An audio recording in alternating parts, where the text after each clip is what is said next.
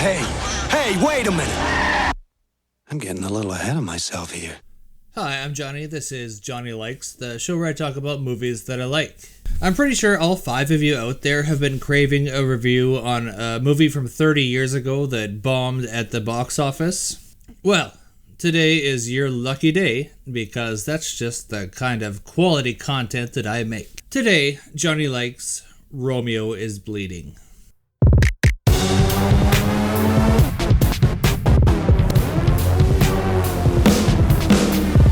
You tell him, Johnny. You tell the world. Jack Grimaldi is a cop who twilights as an informant for the mob. He gives them information, and money shows up in an envelope in a P.O. box for him. It's a pretty swank deal, but all this is coming to an end once Russian assassin Mona de Markov enters his life. Jack is supposed to give Mona's location to the mob so that they can take care of her.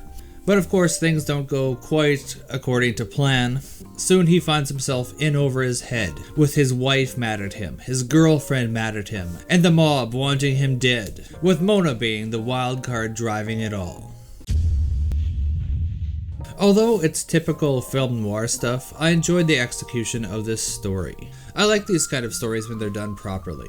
I don't necessarily mind that there isn't an overtly original element to the story. The combination of familiar elements told in a competent manner, it works for me. Sometimes taking cliches such as the crooked cop or the femme fatale and just putting your own little spin on them can be enough. Hell, I watch enough slasher movies where if there's even the mildest hint of originality in them, they get a pass from me. Olin is for sure the element that is the originality in this film. She plays the wild card here, and you're never quite sure what her angle is. I also enjoyed Oldman's descent, as his life is falling apart and he becomes more and more desperate. Without spoiling anything, Olin has a line that sums up the whole story.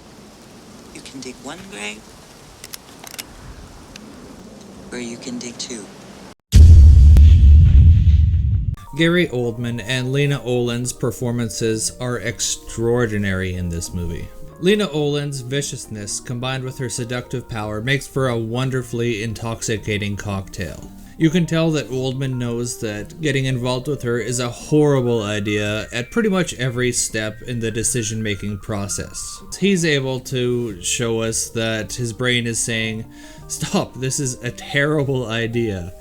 Meanwhile, his body just goes ahead with it anyway. We get to watch him spiral as his situation just gets worse and worse as the film goes on. And we half feel sorry for him and half want to see him get punished for behaving badly. After all, he is cheating on his gorgeous wife with his girlfriend, and he's cheating on his girlfriend with an assassin, and he is on the take from the mob, so he's not exactly a good guy. Olin and Oldman are superb here, but the rest of the cast is filled with pure talent as well. Many of the small parts are occupied by character actors who have become household names, or at least familiar faces.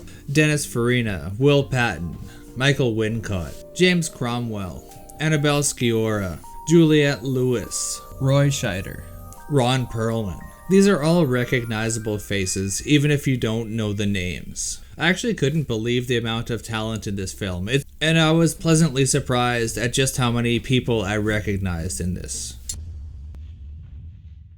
The horn-filled soundtrack, the gritty third-person narration, the corrupt cop, the womanizing, the femme fatale, the mob, the seduction, the smoldering sexuality. Everything about this movie is an element taken straight out of the film noir handbook. The entire movie has a wonderful atmosphere. You can almost taste the whiskey and smell the stale cigarette smoke. It's a genre film, and if you like film noir, then the relatively modern take on plenty of familiar elements should be appealing and probably please you. Some of you out there may exist partially due to this film. So picture this. It's 30 years ago, and your parents are going for a date night. They go down to the movie store, and their friend who works there recommends this film. They said it was good, and they have a bottle of wine or two while watching this. And once Olin starts to seduce Oldman, things start to escalate a little bit too quickly between your parents, and oops, and like 9 months later you come out. So it's not an outrageous scenario, right? I'm sure lots of kids exist due to erotic thrillers and wine. I get it, it's totally understandable. Olin is sexy and she knows it. Not to mention Juliette Lewis in this. She's Oldman's girlfriend and she's trying to role play for him, but it's just not quite doing it for him. That doesn't mean it's not doing it for us, the loyal viewer. So basically the point of what I'm kind of rambling about here is that it's a sexy movie. Although the actual nudity and simulated sex is fairly minimal, make no mistake, it still gets the blood flowing, and I wouldn't feel comfortable watching this with anyone else than a significant other.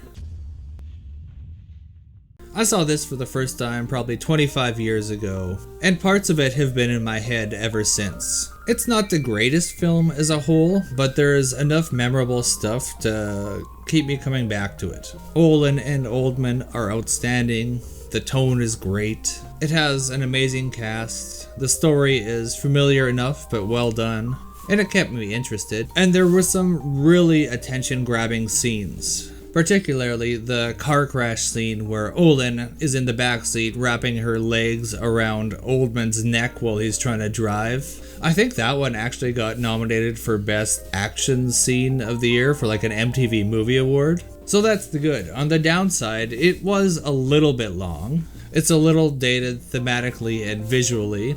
I can't help but laugh whenever I see the men in the suits. They look like little boys cosplaying in their dad's clothes to me. And I thought that they leaned a little bit too heavily on the narration. Other than that though, I thought it was a very solid film and I would easily recommend it. And I'm going to rate it a 4 out of 5.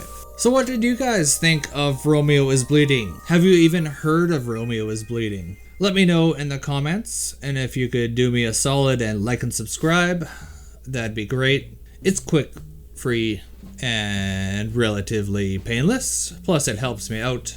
Thanks for watching me talk about movies for a little while, and you can tune in next time to see what else Johnny likes.